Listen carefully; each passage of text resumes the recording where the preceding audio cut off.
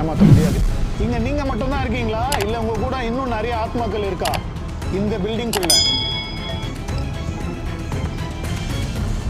S, guys ஏதோ ஓடுது, சத்தம் மட்டும் கேட்குதானே, எதுவும் வந்து தெரியல.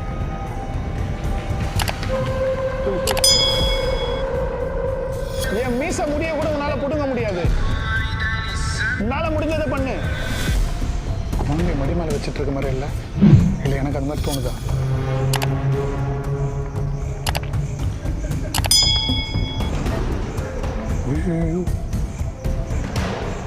எக்ஸ்ட்ரீம்.